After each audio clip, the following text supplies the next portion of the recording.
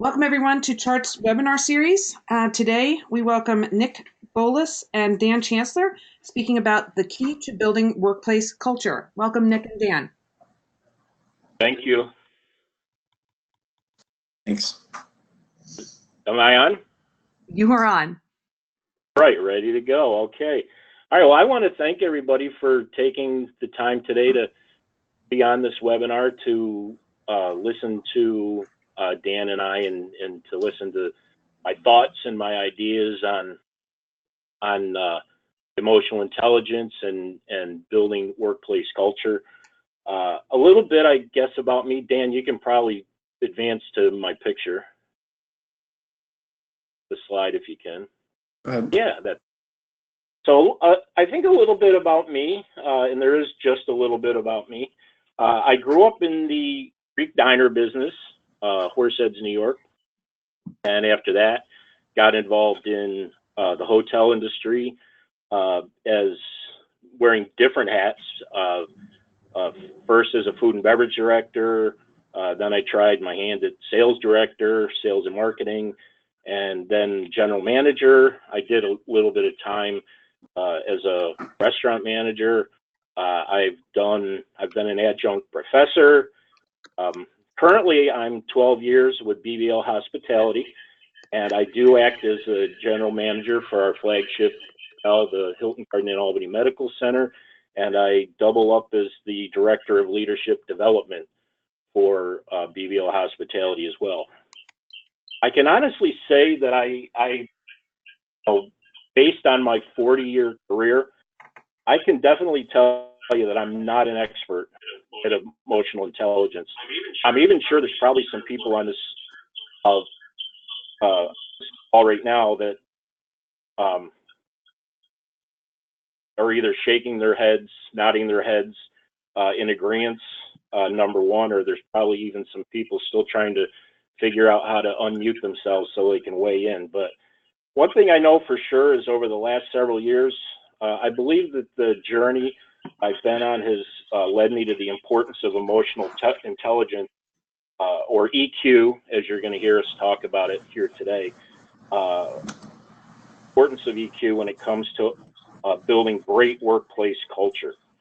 So why is it so important to focus on workplace culture? You can advance the slide, Dan. Mm-hmm. So workplace culture is important because, as we all know, competition is fierce. I know I can walk outside of this hotel at any given day and see they're building a new one right down the street. Same with restaurants. New operations are going up all over the place. And with unemployment being at an all-time low, I think the last I heard it was 3.7%. There's not a lot of prospective associates out there for us to get and to bring into our establishments. Turnover is definitely costly. Right now the rate in 2018, the turnover rate was 74.9%. That was the highest in 11 years. I only see back 11 years. Maybe it's higher than it's been, even more than 11 years. And the cost of turning over an associate is roughly around $6,000 a year, and it's triple that for managers when you turn over a manager. So certainly, turnover is something that we want to try to avoid. And I think the way that we're going to see that we want to avoid it is just take care of the teams that we have right now. Associate retention is really the answer. Many operators overlook the relationship between associate retention and profitability. And I think the reason that is because even newer managers, when they sit down and they're learning that profit and loss statement and they look at it,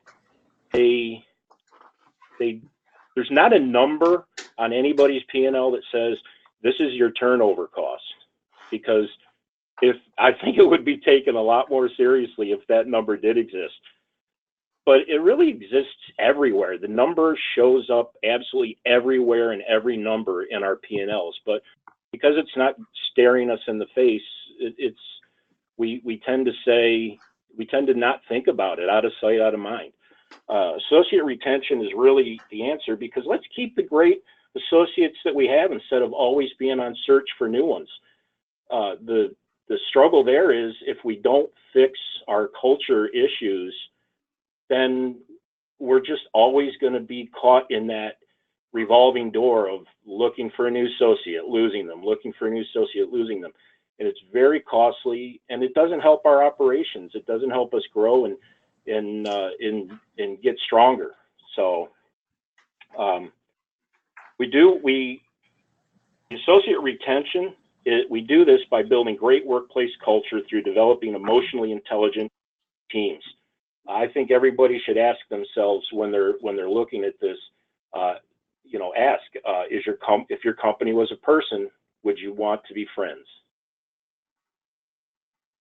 I just wanted to make mention here right now, and we're going to learn a little bit later about the difference between sympathy and empathy. But I can sympathize every time somebody talks about turnover in their operation, and I only bring this up, I'm not bragging, honest to God, I'm not bragging, but the only turnover that this particular property goes through is if somebody has, a better opportunity, or if somebody's moving out of the area. And one of the great things, when someone does leave our operation, there's somebody right there ready to fill that spot, because I think we are a company where people, people want to be our friends, and they want to be with us because the word is out on the street that we're an employer of choice. They really have heard that it's a great place to work. It's a family atmosphere, and that we take care of our associates. So here's a little bit of information that'll make possibly some jealous, but we're 12 years old here, and we have not once advertised for a housekeeper or a room attendant.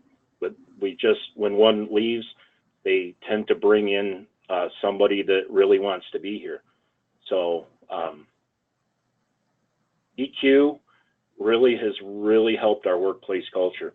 Dan, you can advance. There's just a little graphic that shows you. I'm sure you've all seen this already. It's been out there for a little bit. So next. So what do our associates desire? Our associates really want to work in a place where there's trustworthy relationships and there's bonding. One of the things that we do here at BBL Hospitality, for about 9 years now, we develop our own program, our own training program we call it AYS training. It's at your service. And when we started putting that together several years ago, it was really focused on looking at the guest experience, that external guest, that guest that comes in every day from the outside. And as the training course started to transition, we decided that what we really wanted to focus on was more on the relationships on the inside, on building the teams, on building the culture. We talk about things like I said, relationship building, culture, accountability, trust, which is a huge piece of that workshop. And we do it by property. Don't necessarily get the entire company together, although we do all properties. We own a restaurant chain as well as hotels, and we do it at all of our properties. And we get those work groups together, and we do exercises where they can bond and laugh and enjoy each other, and it really means a lot to them to be able to do that. So our associates are also looking for safe work environments. They want to be in a place where their opinions and their ideas are heard and respected. They want to be actively heard, and we are not going to spend any time on this right now, because I promise you we're going to hit it a little bit in a later slide. They want the ability to make a difference and be creative. When we empower our employees to do that, our associates to do that, we create a sense of ownership in our associates. We use a model here. It's part of our AYS training, but it's called full circle service. And it's really become a language within our property. And I don't have a slide up of what the model looks like, because simply it's a circle. And the circle depicts an experience for an internal guest, which are our associates, and the external guest. And on the outer ring, we have relationship building, accountability, teamwork, and culture. And we preach that as long as that circle is constantly moving and it's not broken, that we're delivering a great experience. But once that circle's busted, because of lack of communication or a teamwork issue, then all of a sudden it's not really a great experience. Maybe bits and pieces of it are, but the whole thing isn't. On the inside of that big circle are a bunch of little circles, and those little circles depict different departments. Each department has its own little circle of things to work on. So we've out of all the trainings we've done with AYS, they've changed over the years, but this one particular model has remained the same in every one. Of course, our associates want flexibility in scheduling. We were probably late to the game on this. We just learned this recently. We were that property that said, well, the shifts are 7 to 3, 3 to 11, 11 to 7. And if you can't fill those shifts, well, then sorry, you can't work here.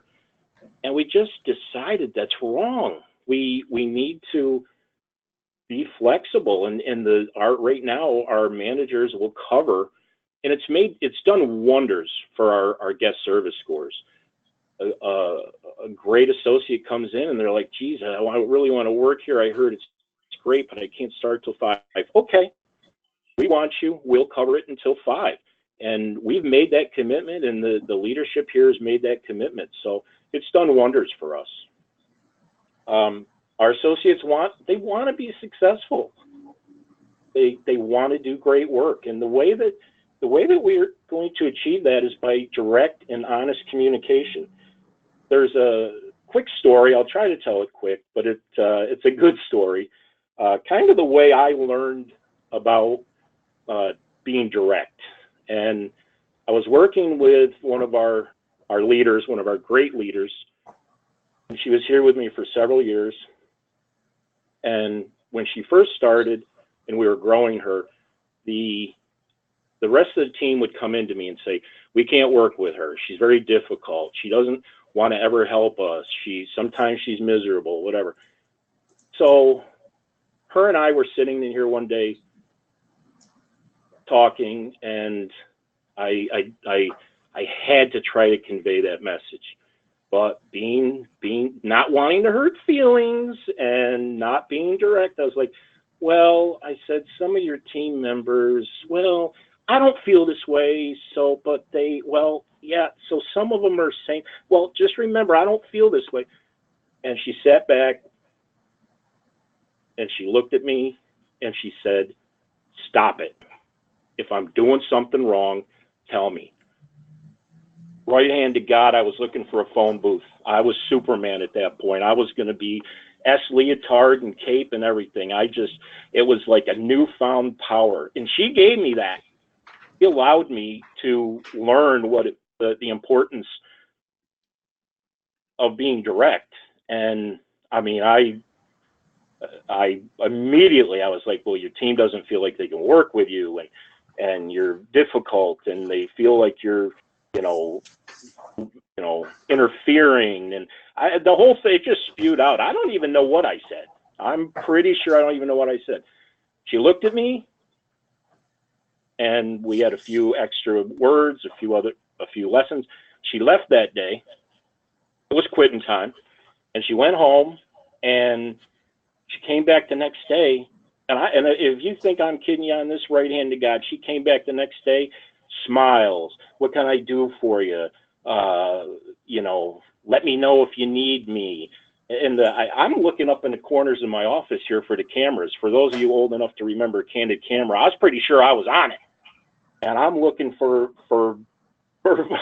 it made no sense to me.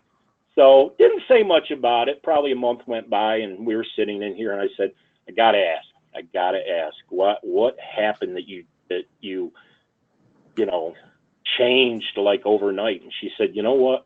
I went home and I looked in the mirror and I couldn't live with myself thinking that I was a deterrent to my team and to the operation. And she said, I knew I had to be someone different. And for those that really want to know the power of the direct approach, there it is. And we've used it ever since. She gave me that power to use that, and it's done wonders for us. Next slide.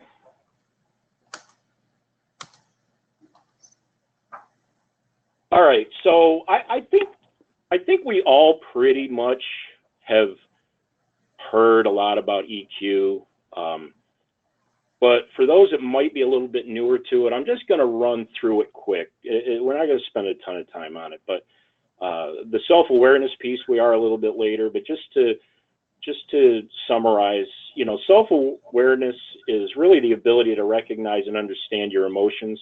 It's the relationship between things you feel and how you behave. So we're going to touch more on that in a later slide, because it really is the foundation of emotional intelligence. Self-regulation. Now this is kind of neat, and I'm just starting to find this.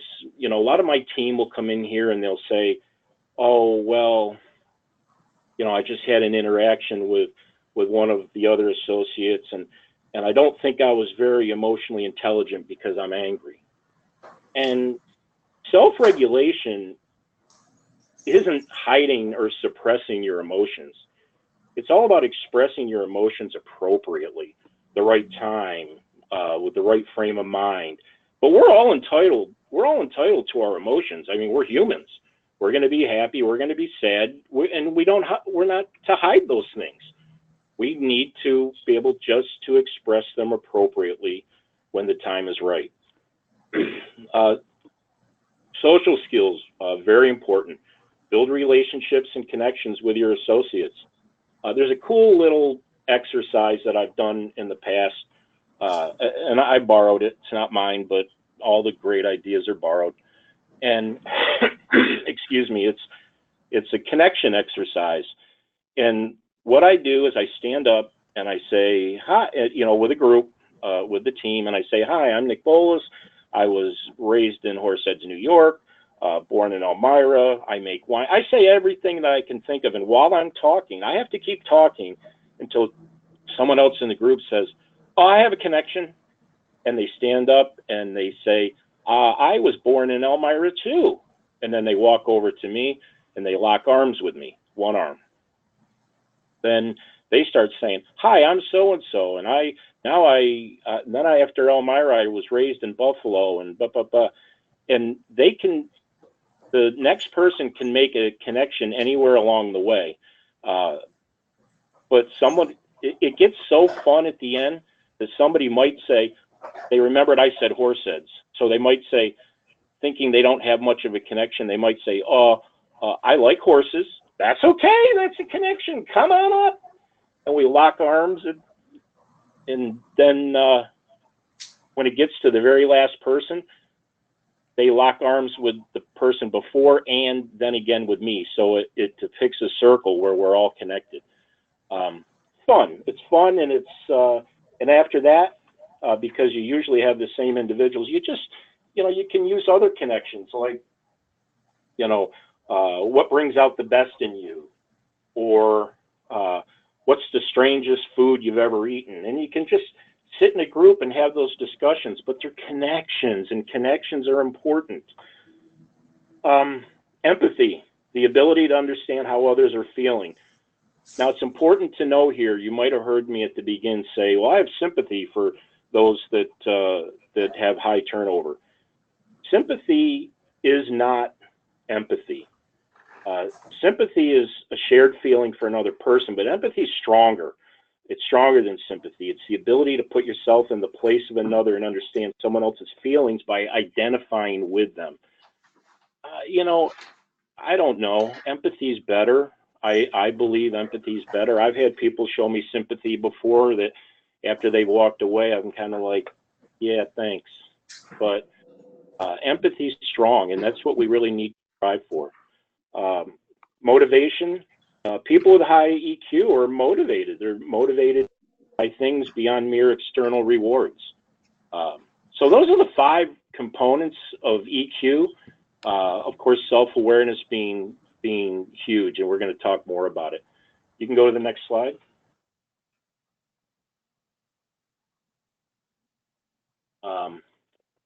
Benefits of EQ. Better decision making and problem solving. Collaboration is better because teams want to work on the solutions together. They like each other. They like being around each other. They understand each other. The team's solid, and it just makes the decision making and the problem solving better. Cool as a cucumber. I don't know why I put cool as a cucumber. Trigger points are fleeting. When something sets us off, it's temporary. It's going away. Okay, let's practice the power of the pause. The power of the pause. Pause is in P-A-U-S-E. The power of the pause. Power of the pause helps you refrain from making a permanent decision based on a temporary emotion. That can be bad. It can be, oh, you just angered me, and now, I'm gonna do this. Or, hey, you just made me really happy. Great, you're getting a raise. Well, let's pause. Let's think about where we're at, and then let's react accordingly. Conflict resolution. This is really one of the neatest things that has happened to us here with EQ. Associates handle their own conflict. Sometimes I'm never brought in, or the department head's never even brought in. They want to settle it on their own, and because there's that trust and that closeness in team, they're able to sit down and work it out together. And we never hear about it. Other times we do, but they've worked on it. What we do a lot of times, if we think that somebody emotions are getting away a little bit, is the department head or myself will walk up and I'll say, put your hands out, and I make believe I'm taking off boxing gloves. So there's no boxing gloves here. We don't need boxing gloves. We all care for each other. We're close, we're tight. We don't need to be defensive. We don't need to box. So so we have a little giggle over that. But greater empathy. A benefit of EQ is greater empathy. We need to be able to understand others' emotions, and we do because of the connection that we have. The team really resembles a family. This particular property here, and it's the same in many of our other properties. We just really resemble a family. We care for each other, and we have each other's okay. Active listening, responding to constructive criticism. The team will respond to constructive criticism better, and here's why. In an EQ team, high EQ team, and a great work culture, they know that you care about them. Our team knows that we care about them. They know that we want them to grow and to achieve their goals. That can be one of those boxing glove moments if the culture's not great, or if it still needs mending and fixing and strengthening. But if your culture is in a good spot, it's never a boxing glove situation. It's the team saying, you know what, Nick cares about my growth. He wants me to be successful, and so this is constructive criticism that is meant to help me.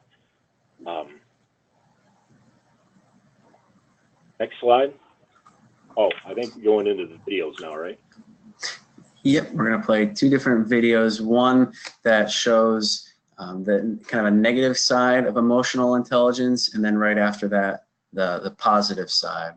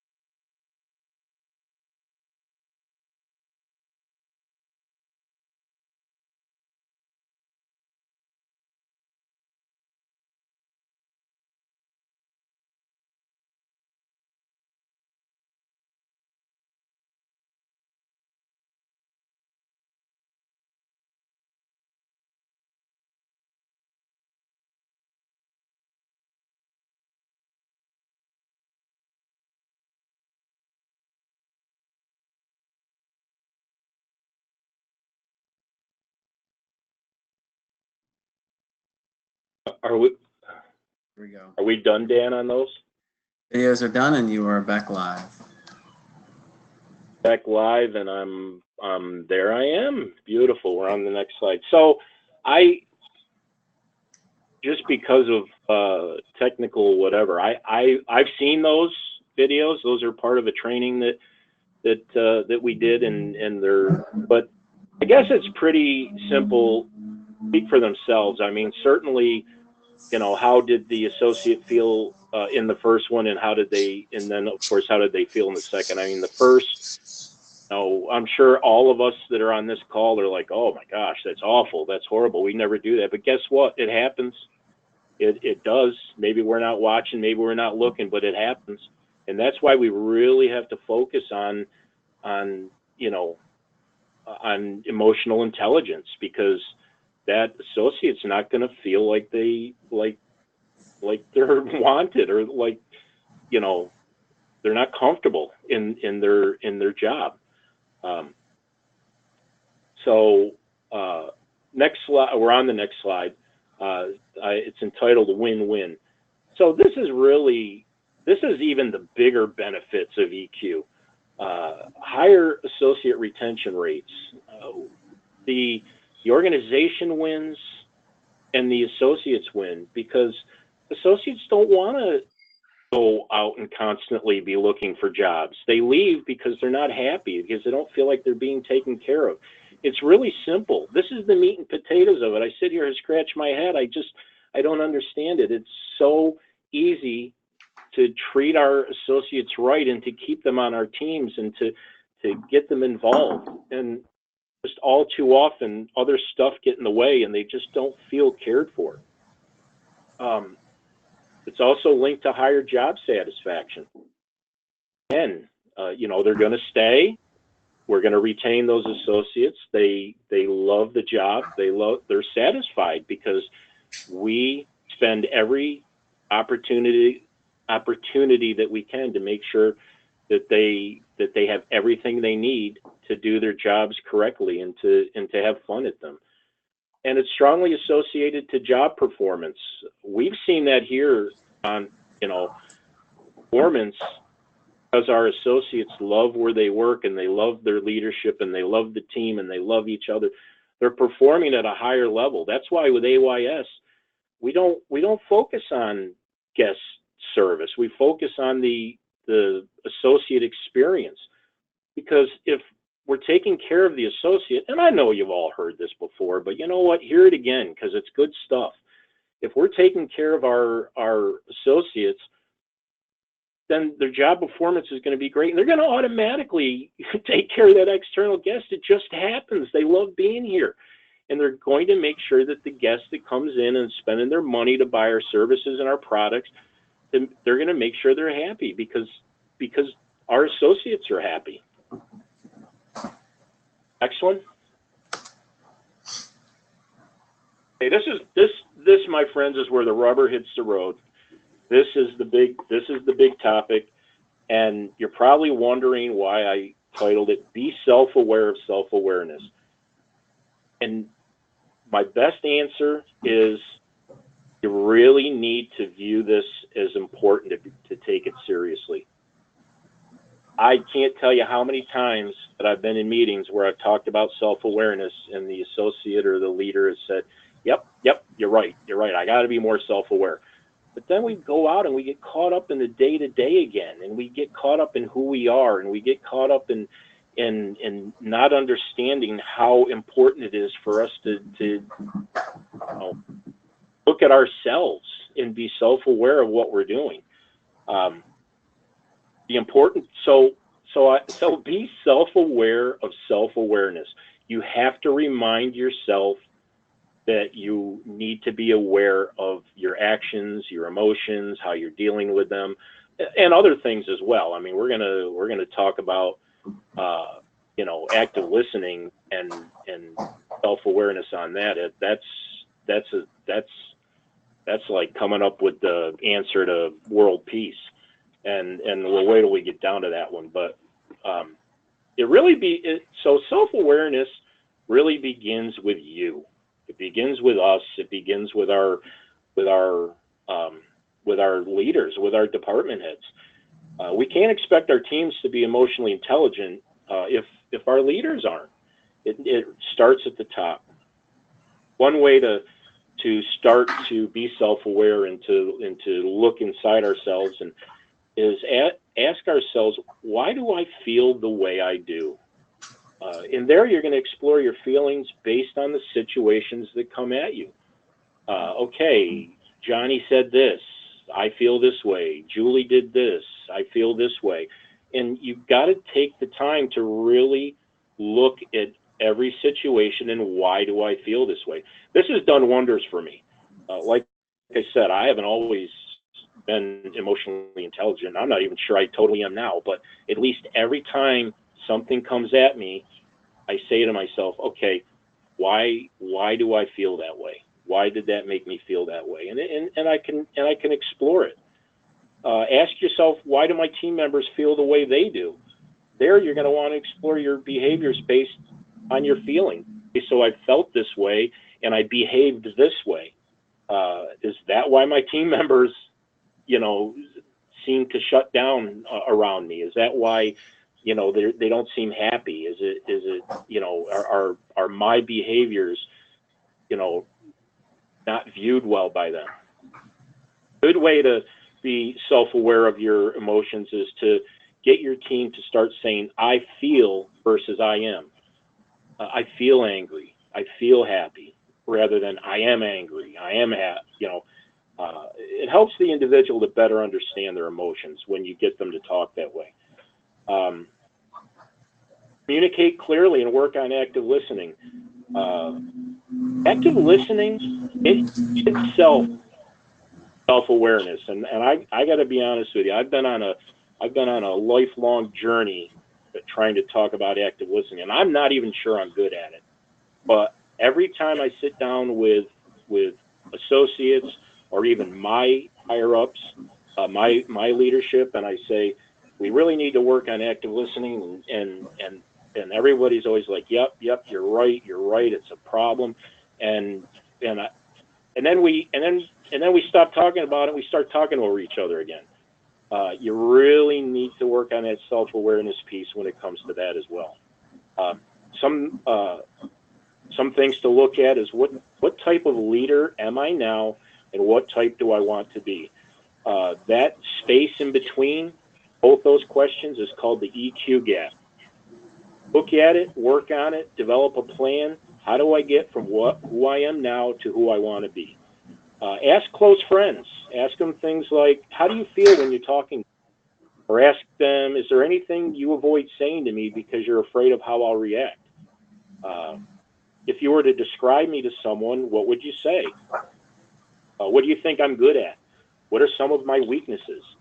Ask close friends, and if they're close and they respect you and they're interested in you getting stronger, they're going to tell you.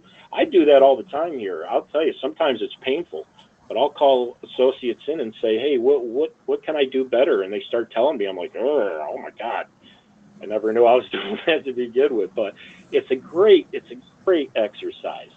And I think the bottom line is practice. Don't ever stop practicing at getting stronger. Next slide. I apologize if I'm flying through this, but I got a lot of great stuff and we don't have a ton of time. But anyway, EQ leadership, what does it look like? One size does not fit all. That leader that sits back and says, this is my leadership style and I have 50 associates and I lead them all the same way. No, that's not right. That's wrong. Lead each associate the way they want to be led. And the only way you're going to know that is by observing them and knowing them and talking to them. You got to stay out. You got to be present. You got to let your associates see you, and you have to get to know them and learn them. Associates know that their opinions matter. We have a committee here. It's called the Bright-Hearted Committee, and if there's anyone on the call from HGI, Hilton Garden Inn, you know what I'm talking about. A lot of those committees in other properties in other hotels are made up of managers. In this property, the Bright-Hearted Committee is made up totally of our associates. and they meet twice a month, and they talk about issues regarding guest service, regarding team building, and they are fully empowered to act in any way they need to as far as bringing things back to us to say, this is what we want to try, this is what we're going to start doing. And we use important. So if you don't have a committee like that, they're a lot of fun, and it really empowers your team and makes them take ownership of the entire operation. This one's huge. Actually, this might be the biggest thing of the whole presentation. The power of the apology. Don't be afraid to show your vulnerability. Vulnerability is so cool. You know what? You're not bigger than anyone else. It shows your people that you're real. If I had $1 for every time I said I don't know when somebody asked me, or if I showed a vulnerability, I'd probably be retired right now. Don't be afraid to be seen.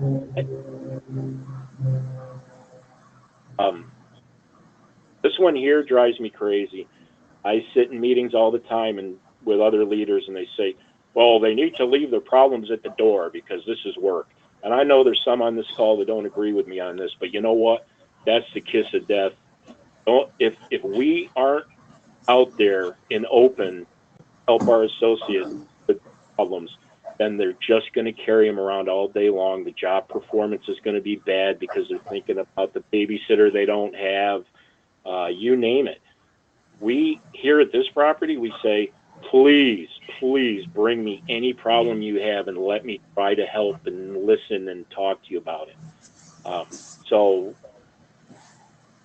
I think that's important. The direct approach is always the best approach. It's redundant, but remember that story I told at the beginning. It's with that associate that the direct approach really turned them into a great leader for us. And I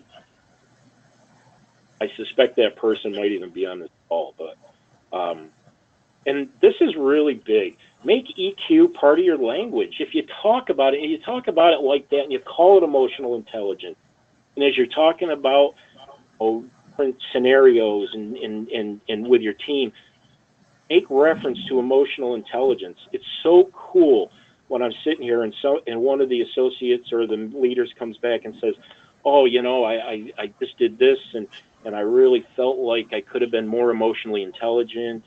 And when you make it part of your language, I think that it creates an awareness that just starts to change everybody. We did that. We also did that with AYS, with that full circle service model. There's still people out there every day saying, oh, I didn't close the circle. The circle got broke. That's okay. Talk about it. I love it. We love it that they're identifying because now they're aware. They're aware in their work.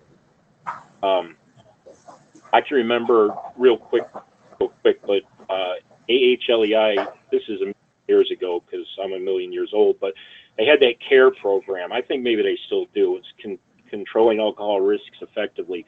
And they use the, green light, you can serve, yellow light, be cautious, red light, stop. And I taught that in another hotel years and years ago. And actually, everyone walked around, well, he was a green, well, he was a yellow, well, he was a red. And every time you make these things part of your language, they stick more, and it creates more of an awareness. Next slide. You need to really get to know your team. Making connection is key to EQ teams. This is a really fun one, observation. You need to observe your staff. Again, you need to be out, you need to be watching, you need to be talking, you need to be looking. But a really fun exercise, if there's a movie out there that you want to watch, a good movie, get that movie up on your TV or whatever and watch it with the sound off. No sound allowed. Just watch it and try to deep.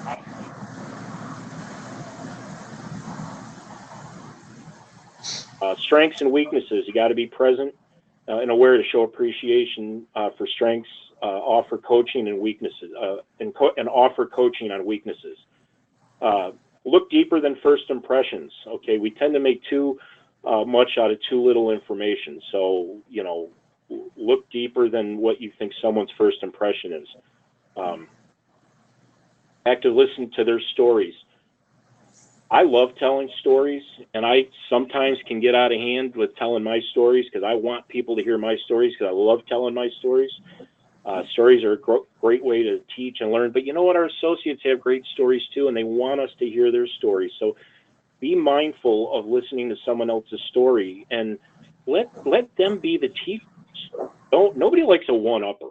I mean, fight the urge to, you know, I went hiking and I went and I climbed this really big mountain. Oh, that's really great. Well, you should have seen the mountain I climbed.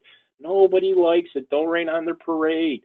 Even if it's a question that they answer that you know the answer to, you don't have to say, I already knew that. It just takes the wind out of their sails. Let our associates win. Let somebody else win. And you're talking to a guy that grew up young. When I was a young kid, I did not like losing. If we were playing Scrabble at my house and I looked across the board, I'd say, I'm going to win. I'm going to win. I think I'm going to win. Oh, I think I'm going to win. Oh my God, I'm going to lose. I'm going to lose. I'm going to lose. Game over. Now, let somebody else win. You don't always have to win, and let somebody else because it makes them feel great. Next slide.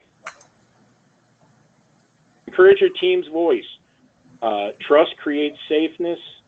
And I'm moving quick here. We've all been through this. Trust creates safeness. Trust is huge. I mean, we could sit here for a full 2-day talk on trust. It's probably really the basis for EQ. I want to touch on a couple of things. You know, trust is clarity and compassion and character, competence, commitment, action, contribution, consistency, all those things. Clarity, it's really important to set the expectation. Explore the expectation gap, similar to the EQ gap. We set expectations and then we get the results of the expectation we set, and they're never the same. The best place to look is in the middle, that whole bit in the middle. What happened? I guarantee most of the time you're going to see that it's an active listening. But explore those expectation gaps. Lead with humility. Humility is so strong. It's so important. You know, I walked around for years saying I have humility. I'm humble.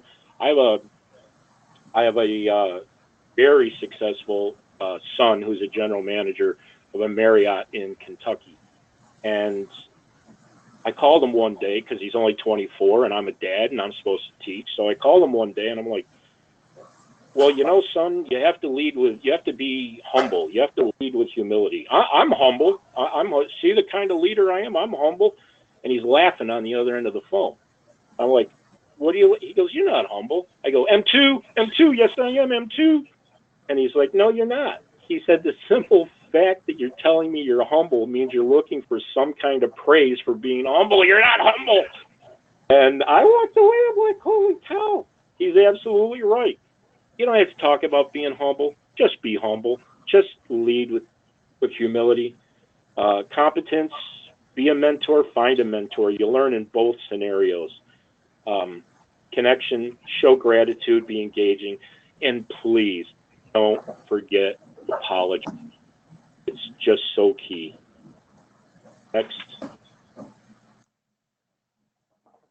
Fuel passion, reward results. Really simple. Quick read through, constant and immediate recognition. Don't wait. Somebody does something good today, you recognize it a week later, it loses its luster. Show constant immediate recognition, make a big deal right there on the spot, make sure there's lots of people watching and lots of people listening. Certainly not the same if you're coaching, if there's an issue you need to discuss, but with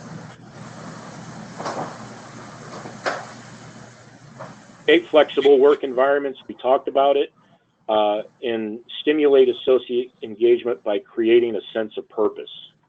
Next slide. Be a stress reliever. Take lots of breaks.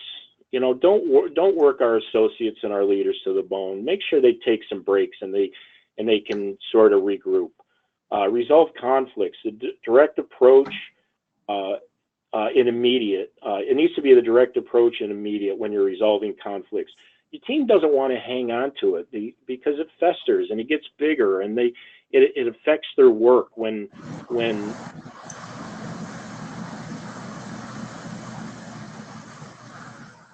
of course, be empathetic. Okay, this is the last slide I have. You can go ahead, Dan. What's really cool about this slide is this should have been the first slide, and we made it the last slide on purpose, and you'll see once Dan starts talking. But this is really where it begins. Do not compromise on associate selection. We have to put the right people on our teams. And the only way we're going to do that is if we know our team. We have to know the existing team. When we have a spot open, we have to say,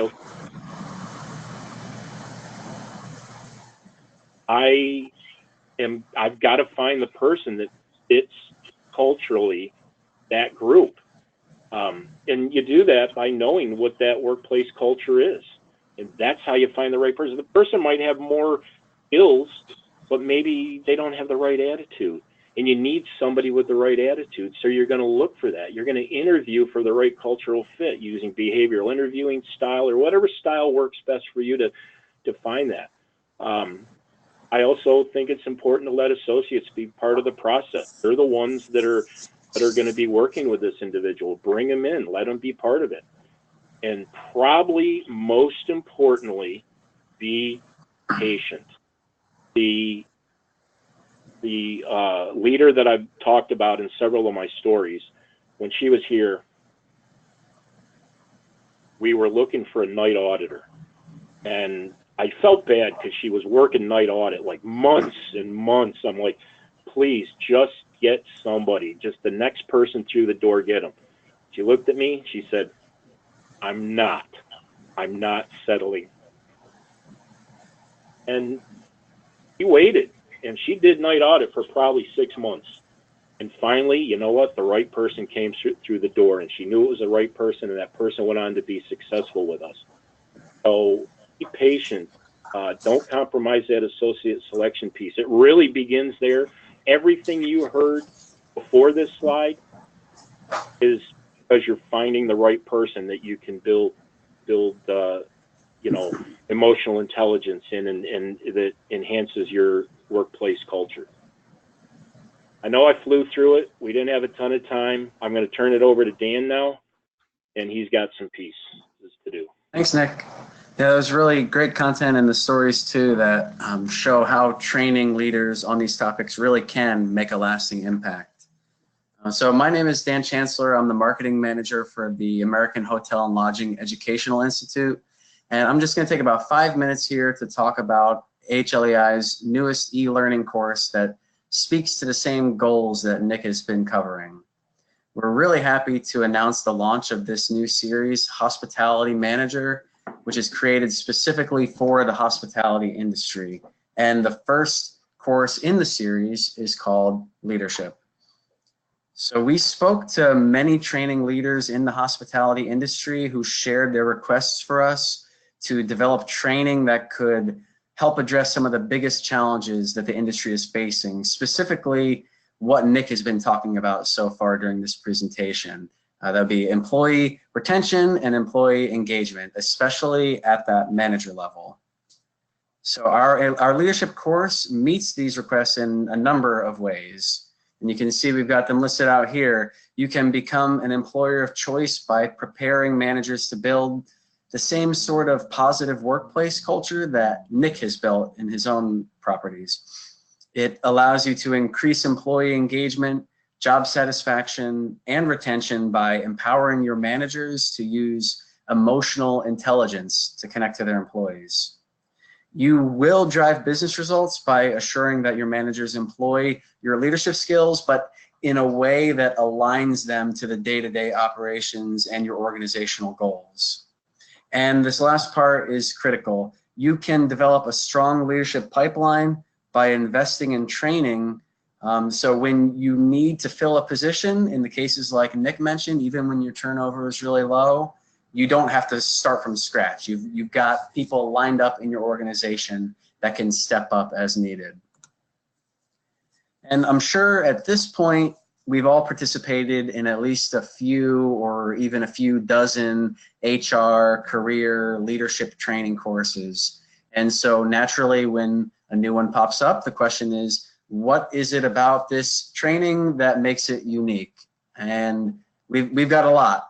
The first off, and probably most importantly, is unlike many of the other training courses that you've probably taken, this training is hospitality focused. It's centered on the scenarios that your employees face every day, which means they can see themselves in the depictions of the course, which helps them internalize the information and more easily recall it later. Our courses are media rich and they are interactive. So that means content is delivered through a variety of experiences. It's not just plain text memorization. It's not the same actors repeating the same boring script in every scene. It's a mix of videos and animations and interactive questions that bring real world hospitality situations directly into the learning. The fact that these courses are online means that they are scalable, which allows for large-scale training to both your current and your potential managers. The training uses a guided learning approach so that the learners can explore content, and it offers multiple opportunities to apply the concepts that are learned. And lastly, our development of the series is rooted in industry participation. So this wasn't just us coming up with what we thought was best, but our manager level competencies have been developed with the input of the key stakeholders and actual hospitality operators to ensure that the training that we've created is both relevant and accessible. And right here is just a high level look at the content for the leadership course. And really what you need to know is there are 9 total modules. You have the introductory module and then the 8 main modules. And each of them is about 10 to 20 minutes in length. So that's short enough to allow your staff to complete a module before or after a shift or even during downtime. And the 8 main modules can be taken in any order, and each module concludes with a quiz. And then once you've completed all of the modules, you do receive a certificate of completion for the Hospitality Manager program. And right here, I'm going to share, this is just a little preview, give you a look at the look and feel of the course and what we're going for with Hospitality Manager leadership.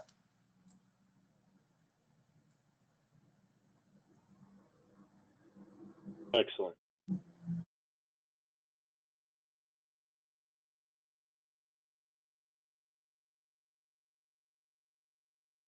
Excellent.